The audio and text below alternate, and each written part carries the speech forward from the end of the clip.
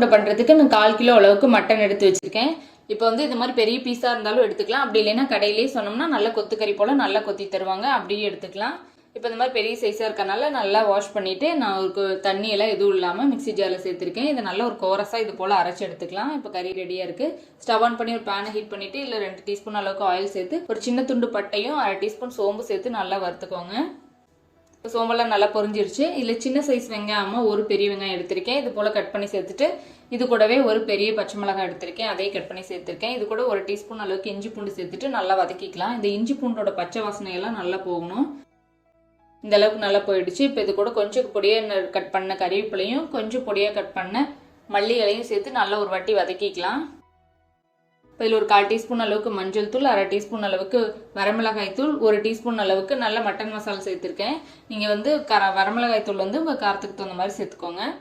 இப்போ இந்த அளவுக்கு நல்லா வதக்கியாச்சு. இது கூட நம்ம அரைச்சி வச்சிருக்கிற மட்டனை சேர்த்துட்டு நல்லா கலந்து விட்டுறலாம். இந்த மட்டன்லாம் நல்லா வந்து இதுலேயே வெந்து வரணும். நல்லா ஒரு வாட்டி கலந்து விட்டுட்டு தண்ணி விட்டதுக்கப்புறம் இதில் உப்பு தேவையான அளவுக்கு சேர்த்துக்கலாம்.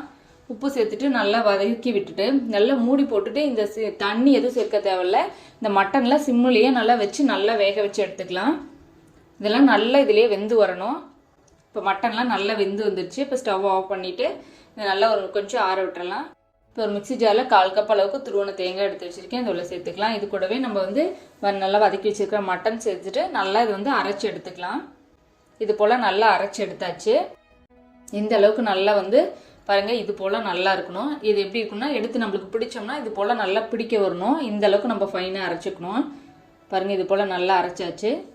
இப்போ இதில் ஒரு முட்டை எடுத்து வச்சுருக்கேன், அதை வந்து உடைச்சிட்டு உள்ளே சேர்த்துக்கலாம். சேர்த்துட்டு இதெல்லாம் நல்லா ஒன்று சேர நல்லா பிசைஞ்சு எடுத்துக்கலாம். அப்போ தான் வந்து நல்லா நம்மளுக்கு பிடிச்சி ஒன்று சேர்ந்து நல்லா பிடிச்சி போடுறதுக்கு நல்ல ஒரு பைண்டிங்காக இருக்கும்.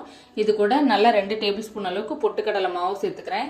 சேர்த்துட்டு இதெல்லாம் நல்லா ஒன்று சேர பிசைஞ்சிக்கலாம். எடுத்து நம்மளுக்கு பிடிச்சோம்னா அழகாக நமக்கு பிடிக்க வரணும். அந்தளவுக்கு நம்ம வந்து கரெக்டாக மாவு அட்ஜஸ்ட் பண்ணி சேர்த்துக்கோங்க. இப்போ எனக்கு 2 டேபிள் ஸ்பூன் போட்டால் சரியாக இருந்தது. இப்போ கையில் கொஞ்சம் ஆயில் அப்ளை பண்ணிவிட்டு நம்மளுக்கு எந்த சைஸில் வந்து நமக்கு வேணுமோ அது போல் நல்லா வந்து உருண்டை பிடிச்சிக்கலாம். இந்த மாதிரி பிடிச்சிட்டு கையில் வச்சு நல்லா அழகாக விரிசல் எதுவும் இல்லாமல் நல்லா தேய்ச்சி எடுத்துக்கலாம். பாருங்கள், இந்த அளவுக்கு நல்லா வந்து தேய்ச்சி எடுத்தாச்சு. இதில் வந்து நான் உருண்டை பிடிக்கிறதுக்கு முன்னாடி கொஞ்சம் கொத்தமல்லி இலை வந்து கட் பண்ணி சேர்த்துருக்கேன். இப்போ எண்ணெய் நல்லா காஞ்சிட்ருக்கு. இப்போ இதை போட்டுட்டு நல்ல ஒரு மீடியம் ஃப்ளேமில் வச்சு இதை நல்லா நம்ம பொரிச்சு எடுத்துக்கலாம். இப்போ முட்டை சேர்த்தனால கொஞ்சம் பொங்கிட்டு வரும். பொரிச்சு எடுத்ததுக்கப்புறம் இது கரெக்டாக சரியாயிரும். நம்ம முட்டை போட்டனால தான் இது போல் பொங்குது. இது போல் எல்லா சைடும் நல்லா வெந்ததுக்கப்புறம் அவ்வளோதான், வெளியில் அழகாக சூப்பராக எடுத்துடலாம்.